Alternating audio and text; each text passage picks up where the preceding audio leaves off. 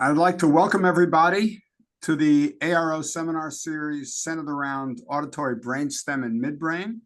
Today, we are absolutely delighted to have Dr. Dan Llano as our speaker. My name is Don Kaspari from SIU School of Medicine, and I will be the moderator of today's webinar. Some housekeeping issues first. Please put your questions that you have during this talk in the chat. Following the talk, you can virtually raise your hand and then unmute and ask the question to Dan directly. I'll call on you. And if we don't get them all in by the time our time is up, then you're certainly welcome to contact Dan with your questions and interact with him via email. This session is recorded and is available for additional viewing. I would like to recommend to all of you that if you've missed any of the earlier talks in this series, they are available and they're all really excellent. And so I can recommend that. Closed captioning of the meeting is also available. If you're having technical difficulties, you can contact headquarters at aro.org, and that's email address going to be put into the chat. Well, and now it's a real pleasure to introduce Professor Dan Llano. As it says on the slide, Dan is a professor of molecular and integrative physiology, speech and hearing sciences at the Department of Neurology and Neurosurgery at the University of Illinois, Urbana-Champaign. He's also a member of the Beckman Institute for Advanced Science and Technology. Dan received his PhD at UIUC and with Al Fang, and he did a postdoc with Murray Sherman at the University of Chicago. Dan did his neurology residency at Mass General and Brigham and Women's Hospitals in Massachusetts. Dan and his research team investigate the cellular and circuit mechanisms providing descending control of the auditory system using mouse models. His laboratory also examines the impact of hearing loss on central circuits, these same circuits, and the relationship between neurodegeneration and hearing loss, which aligns with his clinical work and dementia. His team uses advanced imaging techniques, electrophysiology, genetic models to bridge neuroscience with translational medicine. I first got to know Dan a long time ago when he was a graduate student in Al Fang's lab. The two Central Illinois labs would get together for sharing science, research, tennis, and food.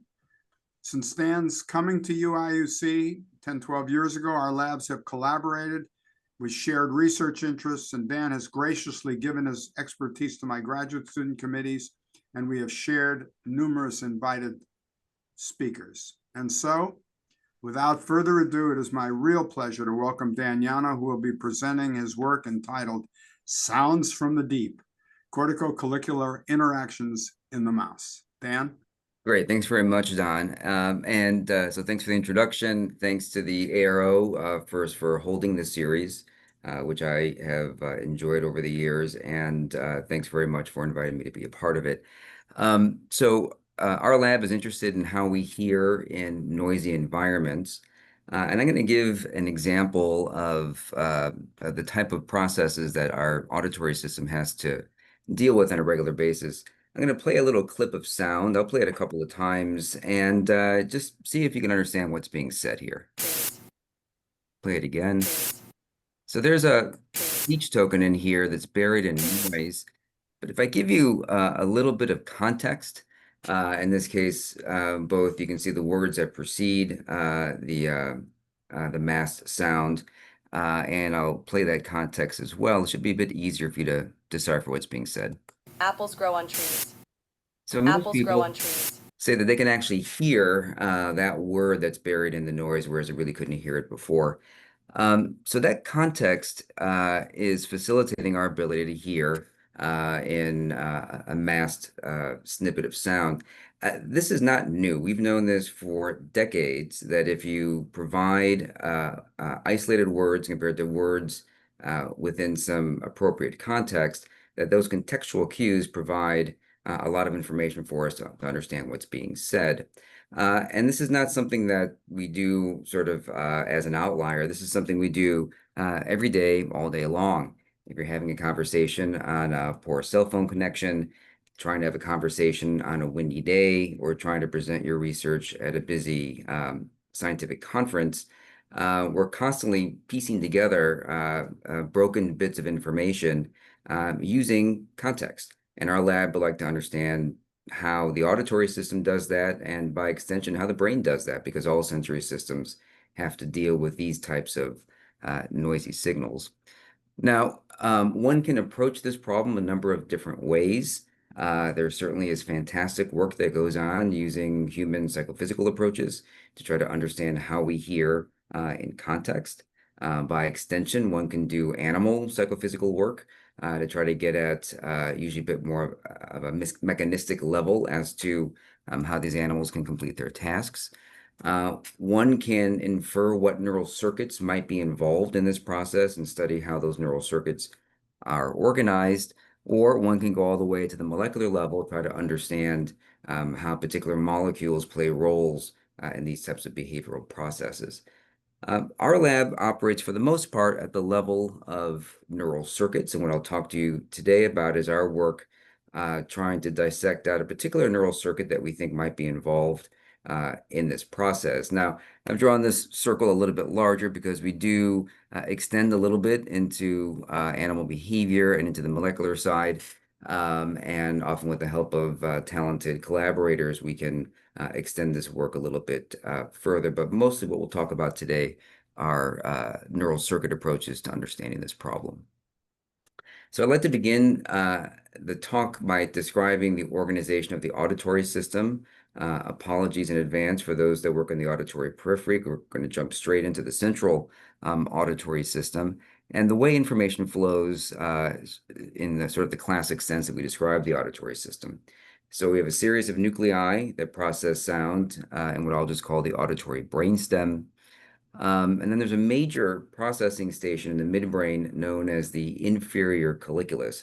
Virtually all information ascending into the auditory forebrain needs to pass through the inferior colliculus. About a month ago, there was a very nice talk given in the series by Dr. Michael Roberts about the intrinsic circuitry of the inferior colliculus. It's an area that we're still learning quite a bit about.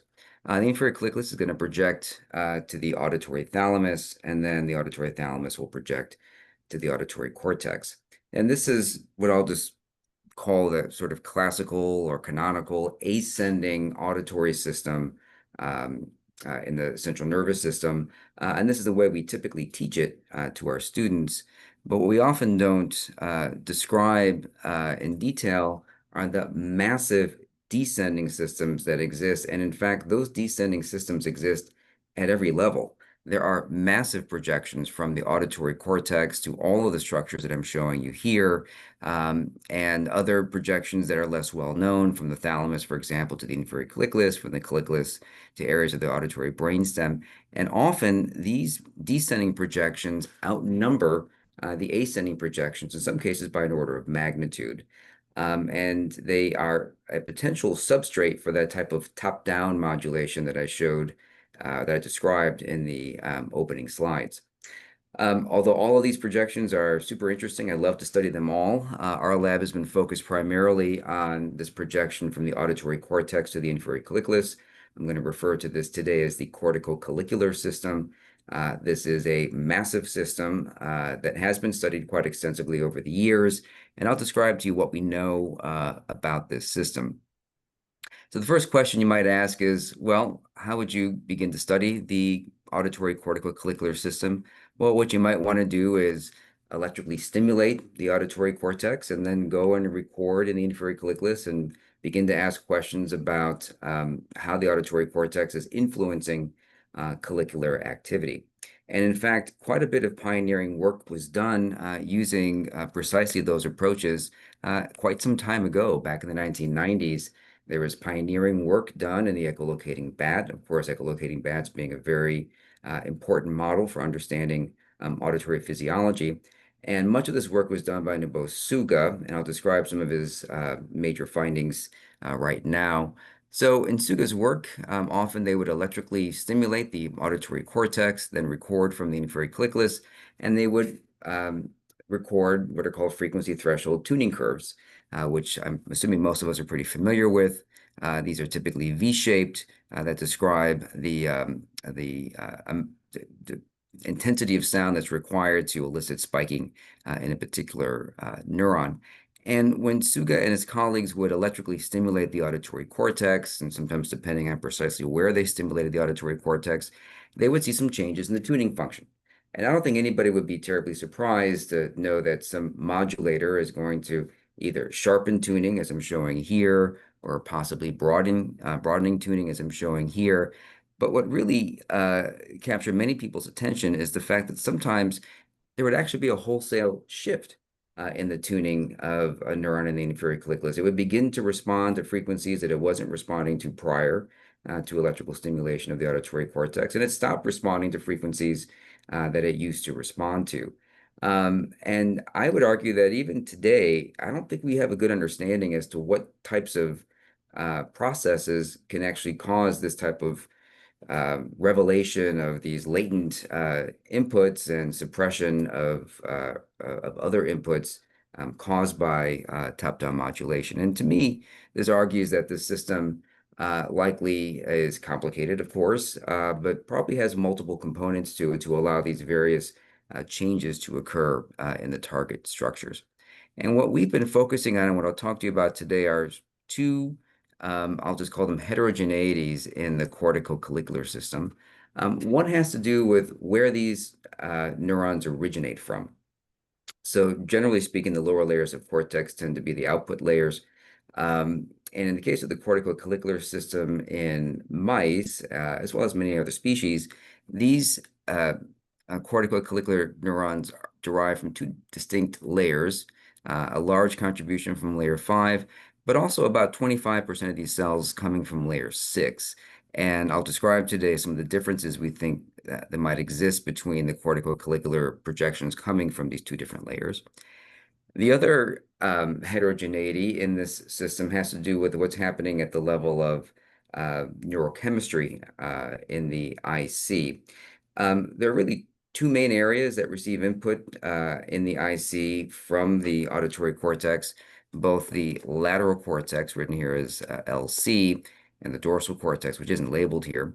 But the lateral cortex, in this case, it's stained for GABA, has neurochemical heterogeneity. It has these islands that stain deeply for GABA, for GAD, the enzyme that makes GABA, as well as for multiple other neurochemicals. And as I'll describe in today's talk, we think this is another important facet of the cortico-collicular system. These modules seem to dictate quite a bit about how the cortex can talk to the colliculus.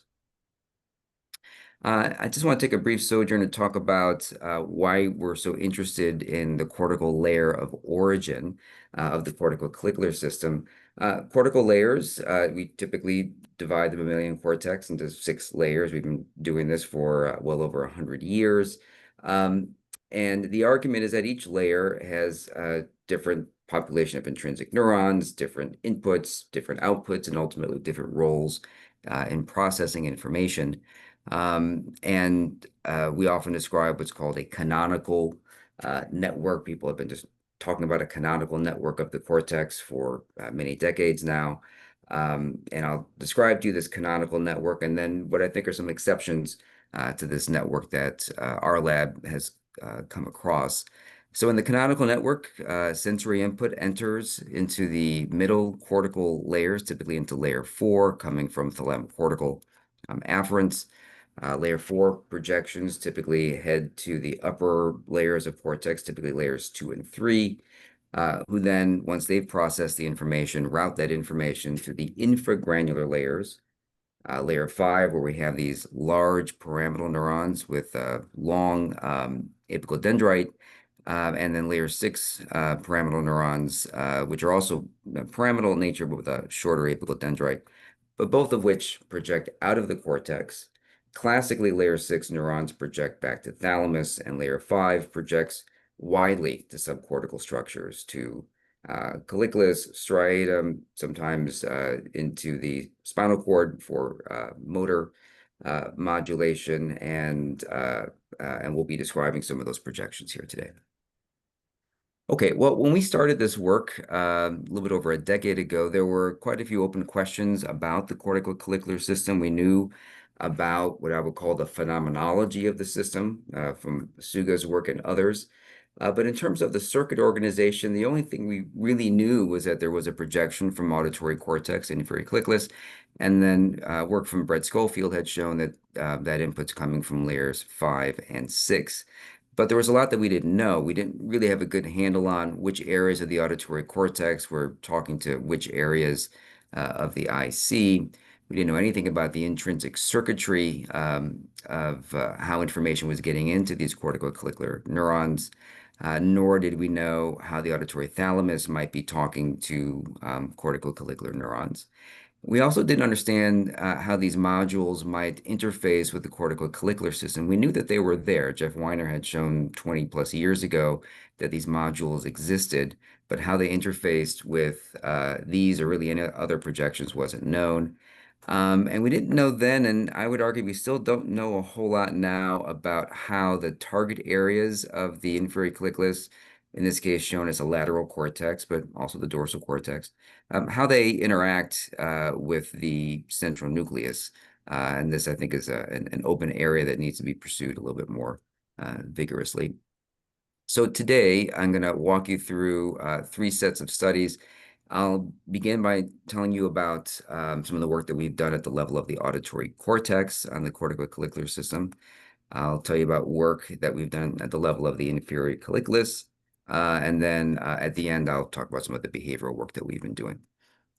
Okay, so the first work I'll tell you about was from BJ Slater. BJ was my first graduate student. He's now a senior research scientist at University of North Carolina. And BJ was interested in some of the differences between layer 5 and layer 6, intrinsic properties, as well as their network properties. So he did the following experiments. He injected a retrograde tracer, retro beads, into the inferior colliculus. When one does that, you will back label layer 5 and layer 6 cortico-collicular neurons. One can then take brain slices from those mice and identify those labeled neurons with fluorescence, patch onto them, and conduct a series of biophysical studies to understand their properties. And so what BJ did is he found layer 5 and layer 6 neurons that were spatially aligned, so within 100 microns of each other, tangentially in the cortex. He'd record from one neuron and then go record from another neuron that was aligned with it, and began to characterize first their just intrinsic physiology. The layer 6 cortico-collicular neurons, when depolarized, would show what I would call is a fairly generic cortical pattern. Most of these neurons would just fire regularly with some adaptation throughout their course. Whereas the layer 5 cortico-collicular neurons, virtually all of them, would burst rhythmically when depolarized. Now, other layer 5 neurons in other parts of the cortex do something similar. In fact, I think these are all part of one large family of neurons in layer 5.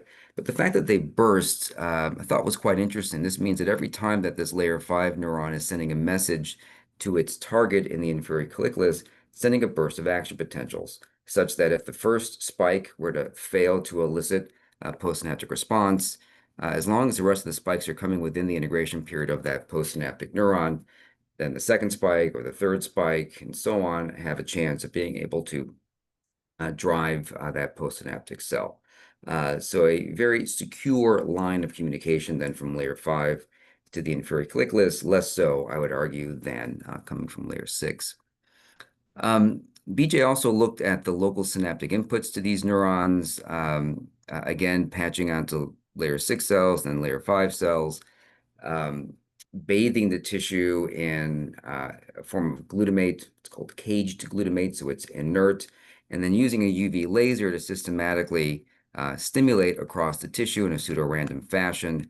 These little white stars are meant to be laser pulses, and thereby uncaging or releasing glutamate.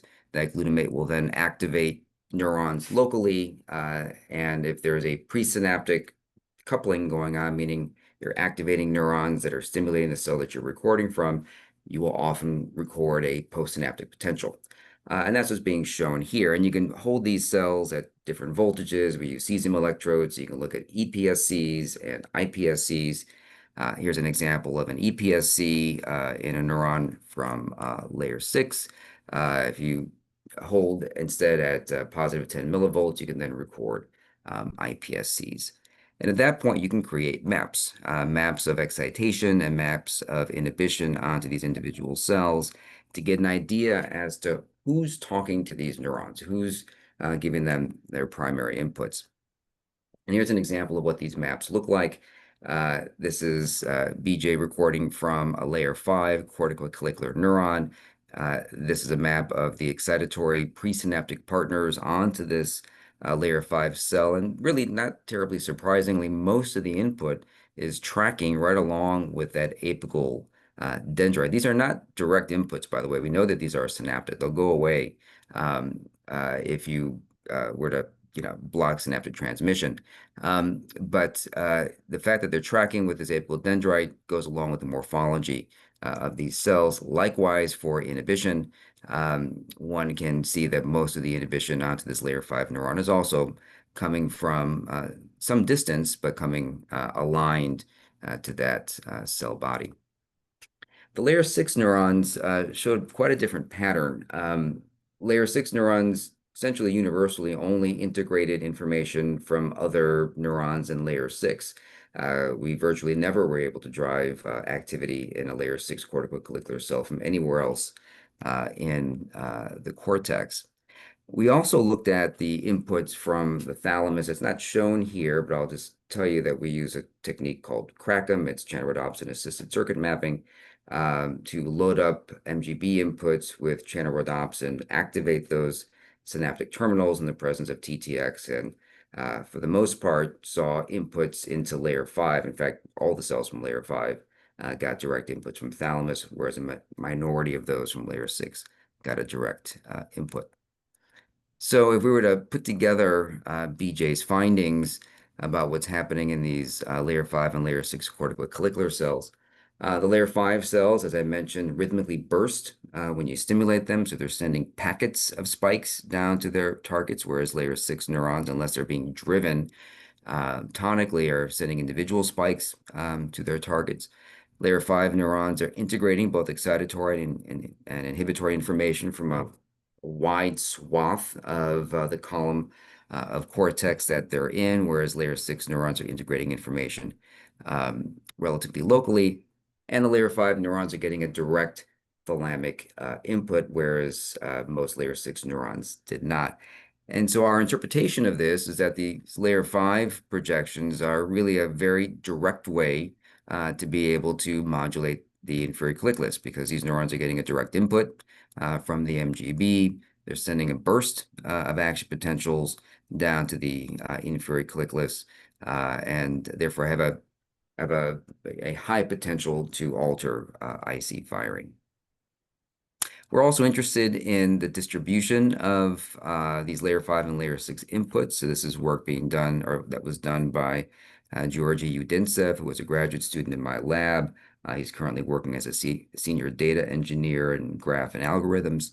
And in his work, he used a retrograde tracer called fluorogold to label the cortico-collicular system. So by doing this, he would put fluorogold into the inferior colliculus.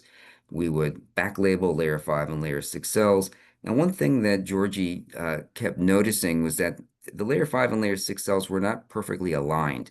These layer 6 cells seem to extend ventrally in every animal that we put an IC injection in. We call this an underhang. So this underhang of layer 6 cells is extending, in this case, down to about the rhinal fissure.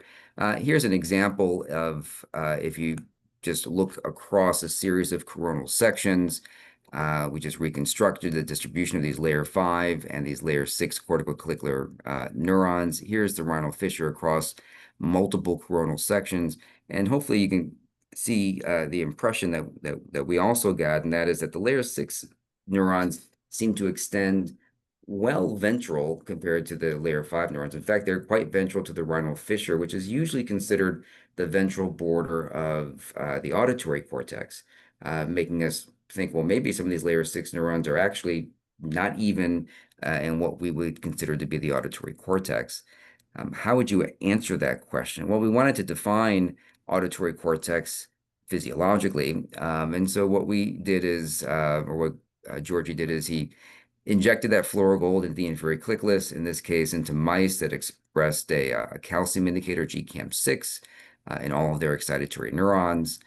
He then imaged those mice with one photon imaging to look at the tonotopic maps of the auditory cortex, and then aligned those retrogradely labeled neurons with the physiologically obtained maps, or the imaging obtained maps. It took some time to figure out exactly how to align them, but ultimately he did. And here's an example of what he found. What we're looking at here in these color maps are the different frequencies of sound that were used to stimulate auditory responses. And there are different ways that one can organize the auditory cortex in mouse. We've chosen to label up primary auditory cortex, anterior auditory field, secondary cortex, and an ultrasonic field. And what we see behind the color maps are the distributions of retrogradely labeled cortico-collicular cells from layer 5 on the left and layer 6 on the right. So it's the same tone-activated map. So what differs are the backfilled neurons in layer 5 or layer 6. And what we noticed in every animal that we looked at was that there is this, as I mentioned, underhang, or this area where there are layer 6 cells where there are not layer 5 cells. And this area extends quite far ventrally and rostrally. And in fact, irrespective of the sound stimulus that we use, so we use tones as shown here, white noise stimuli, natural stimuli, we were never able to elicit an acoustic response out of this area.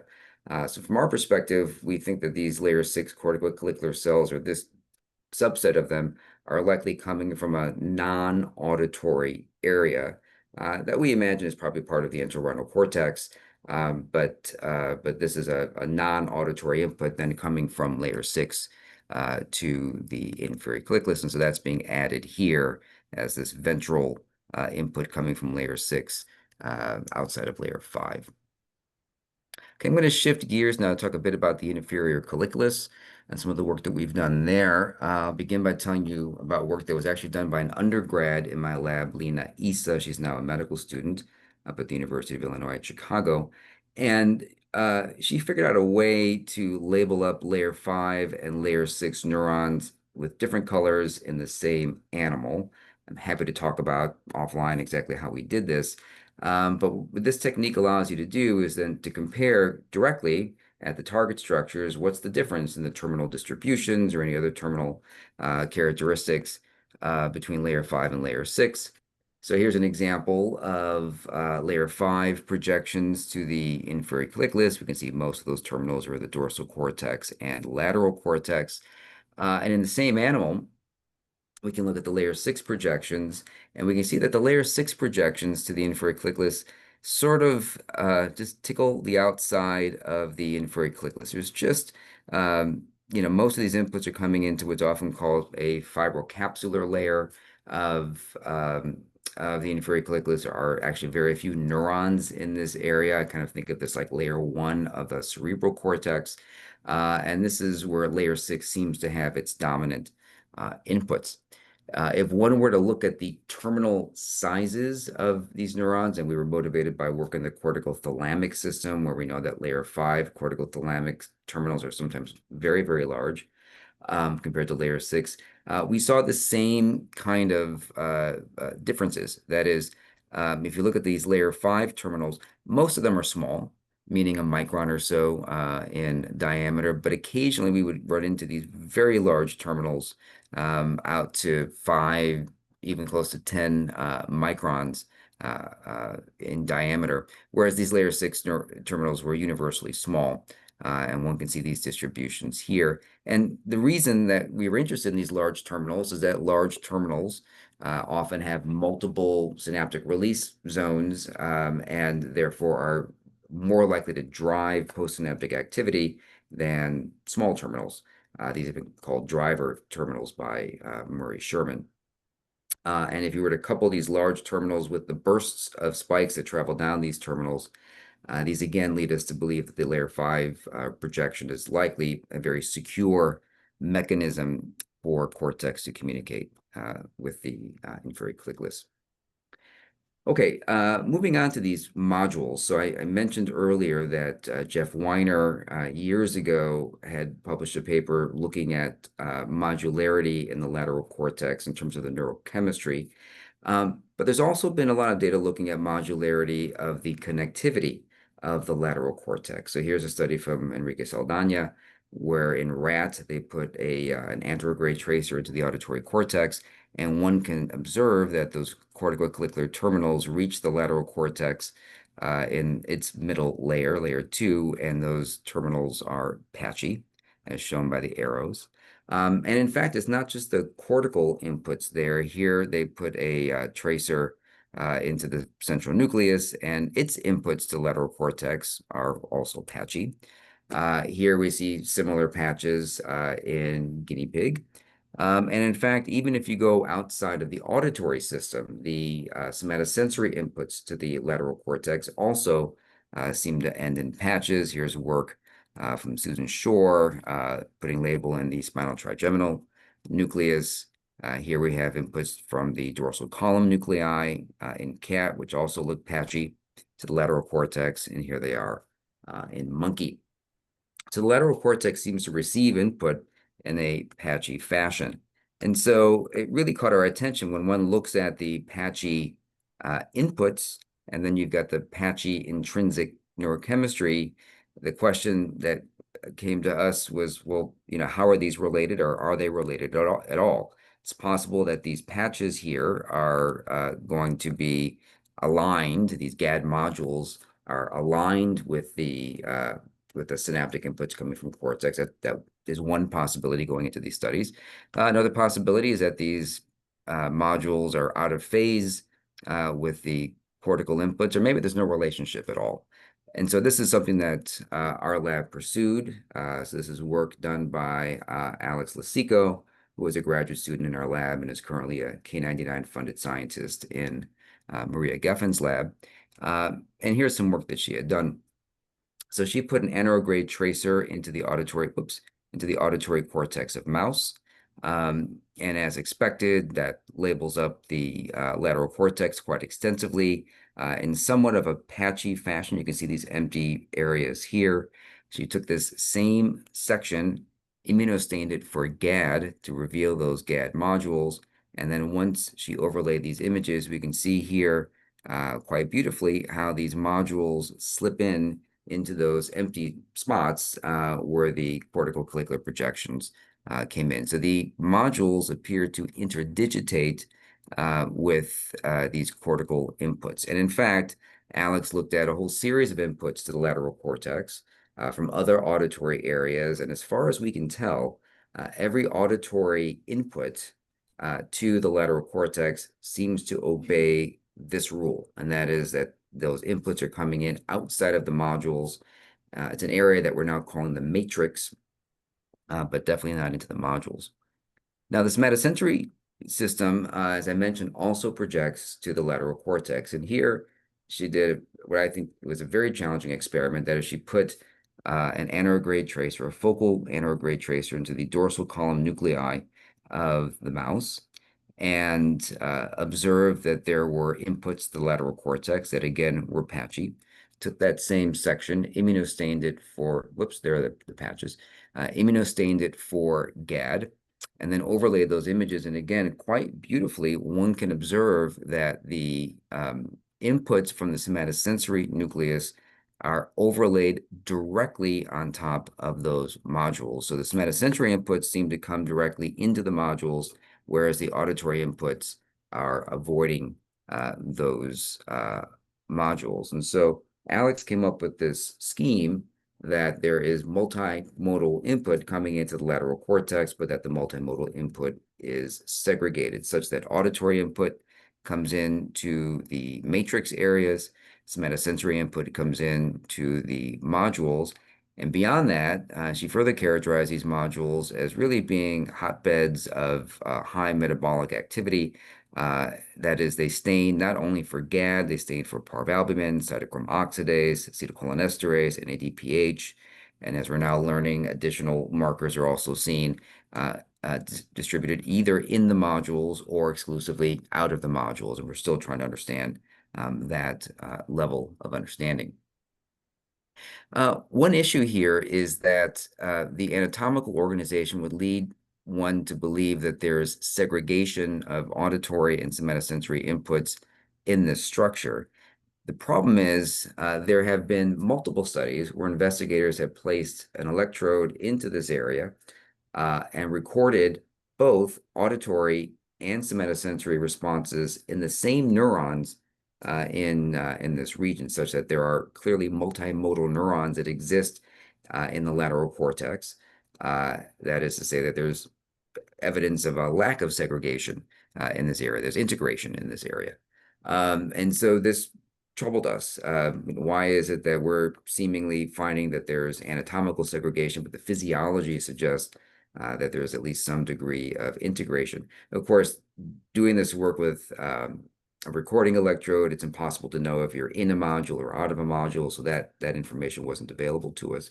But one hypothesis is that there might be some crosstalk between the modules and the matrix, and that crosstalk might be a mechanism by which multisensory integration occurs. So Alex pursued this question as well, and she used this technique that was described earlier of glutamate uncaging, where she took a brain slice from the inferior colliculus. It was a brain slice from a mouse that expressed GFP in GABAergic neurons. This was a mouse that was originally donated to us from Dr. Doug Oliver.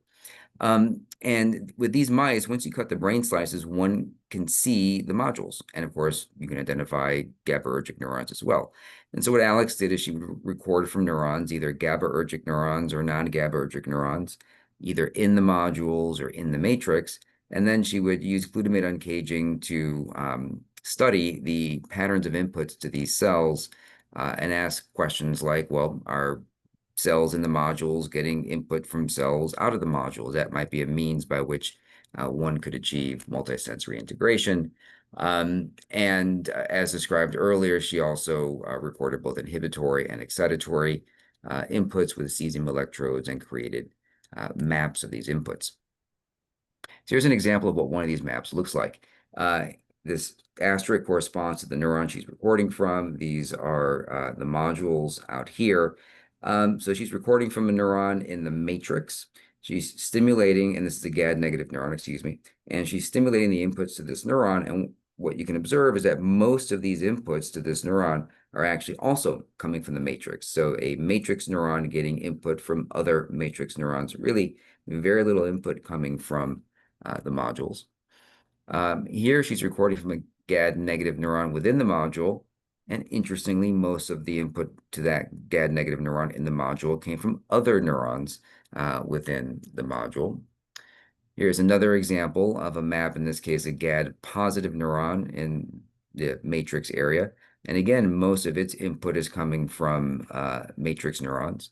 And here's really the one exception, the one neuron type that seemed to get most of its inputs that crossed this border, and that could be a potential substrate for this type of multisensory integration, and that is GAD positive neurons in the modules were actually getting most of their inputs from outside of the modules. And so what Alex calculated was a modularity index, where closer to 1 you are, the majority of your inputs are coming from the same territory that cell is found. So if it's a module cell getting inputs from other module cells.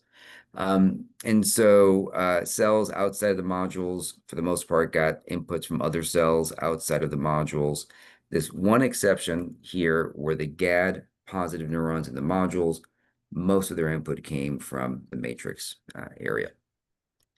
So if we take Alex's data and we combine it with what we already had been learning, so I've already described to you what we had learned about cortico-collicular systems at the level of the cortex. There's the work from Georgi looking at the inputs from these ventral cortical areas to the inferior colliculus. And then there is the work that I just showed you, whereby somatosensory inputs to the lateral cortex appear to target the modules, Auditory inputs, of course, are in the matrix, and that the only neuron type that seems to be a substrate for this type of cross-modal integration are these inhibitory neurons in the modules. So if we try to put this all together, it appears that GABAergic neurons in the modules may be the link between the somatosensory and the auditory systems. And that layer 5 cortico-collicular neurons, because of these large terminals and because of their bursting capacity and because of their direct connectivity with the thalamus, may be providing a more rapid or more secure signal for top-down control. Layer 6 cortico-collicular neurons are getting a broad swath of input from the cortex, even outside of the auditory area, so might be providing some multisensory input and are likely going to provide a more sluggish mode of modulation of the colliculus, leading us to believe that there might be two different sets of projections with two different time scales or even two different spatial scales to modulate the inferior colliculus, potentially getting us to the point of understanding how top-down control might be so diverse at the level of the IC. So, I began this talk by describing human work, looking at the importance of top-down modulation, and speculated that maybe the cortico-collicular system might be important for top-down modulation, and told you what we've learned about how the cortico-collicular system is organized in mouse. I'd like to, in the last few minutes, talk about some of the work that we've done to try to integrate some of this into an awake behaving preparation. This is work being done by a very talented research scientist in my lab named Dr. Bahar Ibrahim, and he's using 2-photon microscopy to investigate the physiology of the lateral cortex of the inferior colliculus. One issue is that the lateral cortex is in an inconvenient spot for imaging. It's buried here on the lateral surface of the inferior colliculus. There's a region of cerebellum that's in fact just adjacent to it. And so what Bahar has been using is a microprism, and we got help with this with Dr. Michael Gord from UC Santa Barbara, who also uses a microprism for his work. So Bahar puts this microprism very carefully into this little space between the inferior colliculus and the cerebellum that bends the light that's being used for 2-photon imaging. We've done quite a few validation experiments. You can look at the eLife paper for the work that Bahar did here, in this particular case, using a laser to lesion the area to make sure we knew where we were imaging. And when one does this, one can visualize these modules. So this is a GAD GFP mouse again. One can visualize the modules from the side, so to speak. And from the side, the modules are elongated. That's just the sort of natural shape of the modules, is to sort of be stripes on either side going rostral to caudal on the inferior colliculus. This also was a mouse that expressed our GECI, or a red indicator for calcium. And so what Bahar did then is he imaged activation, sound-induced activation and somatosensory-induced activation in the lateral cortex of this mouse, and began to ask questions like, well, okay, if somatosensory inputs come into the modules, then somatosensory stimuli should activate neurons in the modules. That's what he found. So here is the module, or a couple modules. These dots are all individual neurons. The red dots are neurons that did not respond to sound. The blue dots are neurons, did not respond to somatosensory stimuli, in this case, whisker stimulation. The blue dots are neurons that responded to whiskers. And just as we would have expected, most of the responsiveness to whiskers was found within the modules. And so, of course, what we expected is that once Bahar played sound stimuli to these mice, that we would find the opposite pattern, that we would see acoustically driven neurons in the matrix and no acoustically driven neurons in the modules. And of course, as is often the case in science, we saw exactly what we didn't expect to see. We saw acoustic responses really throughout the lateral cortex that didn't appear to discriminate between the modules and the matrix area. But then Bahar looked at these responses a bit more closely. So if we look at this neuron in the matrix shown here, we look at its time course. These gray bars correspond to sound that's being played. And we can see here that there is a synchronized response in the neuron to the sound, so it's such that the neuron's responding clearly time locked to the sound presentation. But an acoustically responsive neuron in the matrix, for the most part, showed an out of phase response, and that is these neurons were responding in between the sounds. We don't know yet if these are just offset responses, or they're just very, very long latency responses.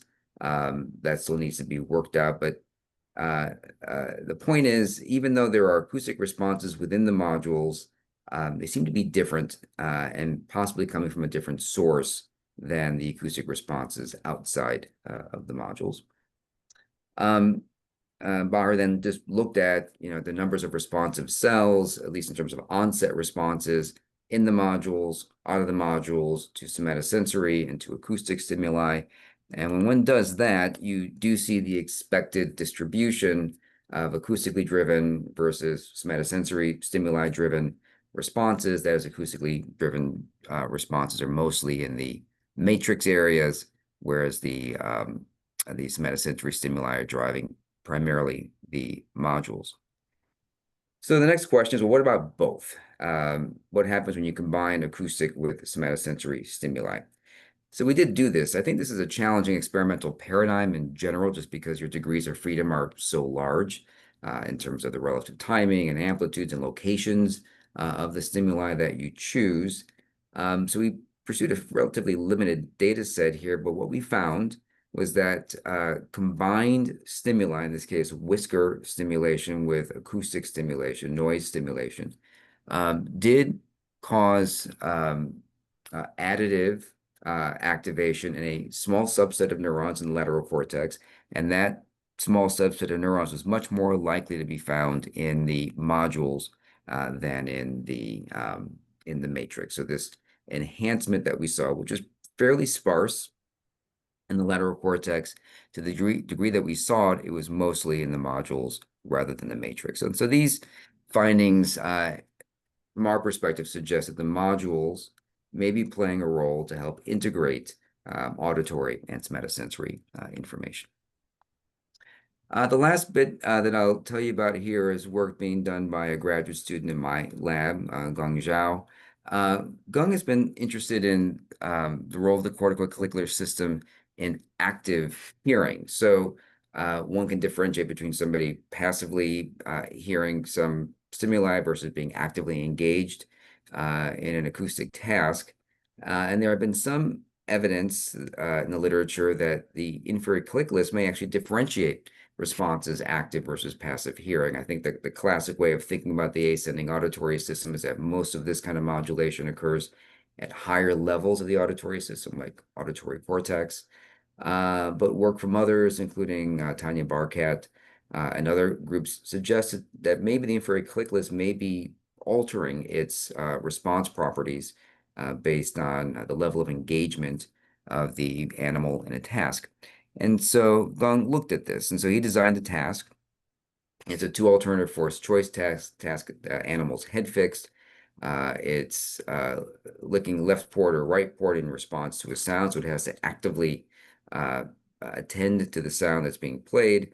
And then we remove the lick port, and the animal is no longer actively engaged in a task, and we play the same sounds. And we can ask, well, how do inferior colliculus neurons respond when the animal is actively engaged in a task versus when they are passively listening to the same sounds?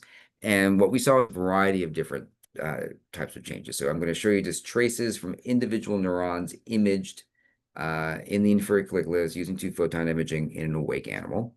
And so here's a neuron being played a pure tone under a passive condition. That's the blue trace here. When that animal was played the same sound when engaged in this 2 alternative force choice paradigm, we see that its response was larger, so larger response during active engagement. Here's a neuron which showed a negative going response to sound under passive conditions, and that negative going response was larger while actively engaged. Here's a neuron which showed the opposite. It was less activated during the active stage or the active phase of the task compared to baseline. And here's a neuron that didn't make any difference, had no preference for active versus passive. And when Gone looked at this population of responses across the inferior colliculus, what he found was that the majority of neurons were modulated. They changed their response strength depending on whether the animal was engaged or not engaged in the task, most of which showed an increase in their responsiveness when the animal was engaged. But importantly, most of them showed some degree of modulation. So there are a number of questions that this raises, of course. One is, of course, the animals not only engaged from an attention perspective, but they're also engaged from a motor perspective, right? They're preparing themselves to perform a task. They're engaged from a reward anticipation perspective. All of these could be influencing how the IC is responding. And so Gong is measuring all of these different facets and attempting to understand which of them might be contributing to these changes. But we're also interested to know if the cortex may have something to do with this, if the cortex might be responsible for some of this modulation. So what we're doing is we're silencing the cortex as this task, after the task has been learned, and as we're doing these imaging experiments to understand whether cortical involvement might be responsible for these.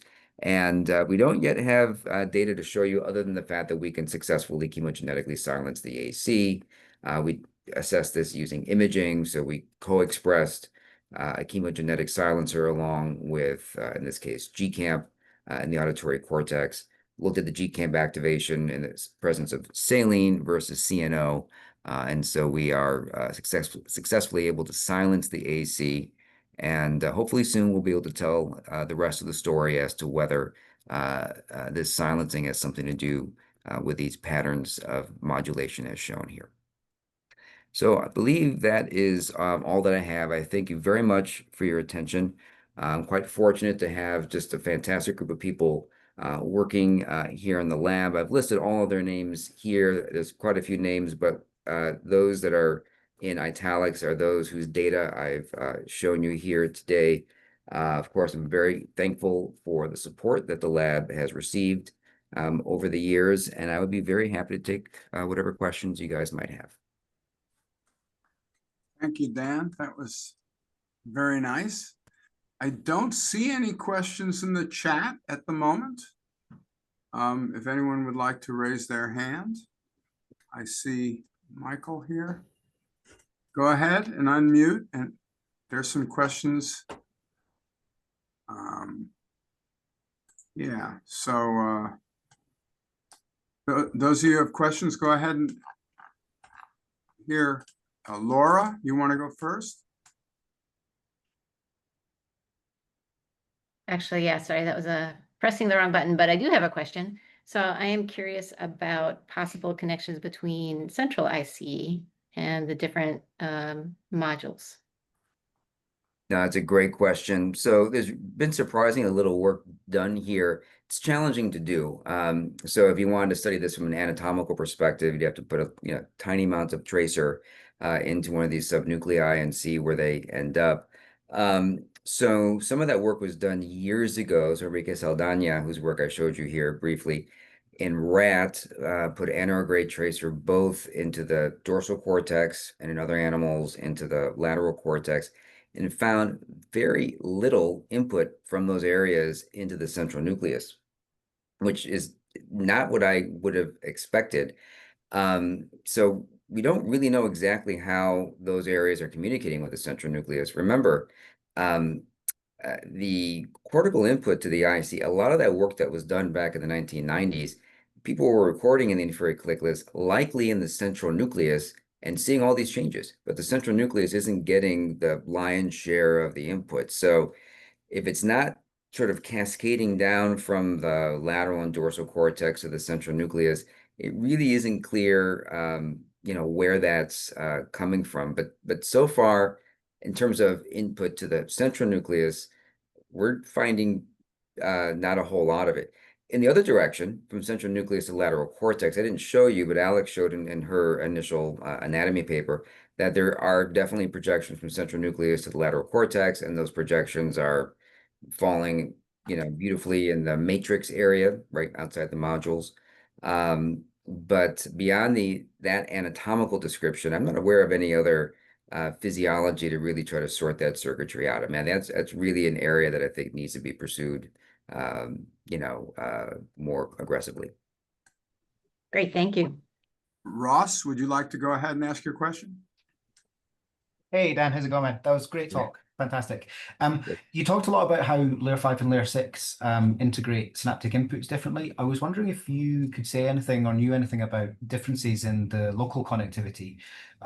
Like, I guess we know quite a lot about layer 5 cells and how they like to only talk to each other and not the rest of the cortical column. Yeah. And I guess I'm wondering if that is also true with layer 6.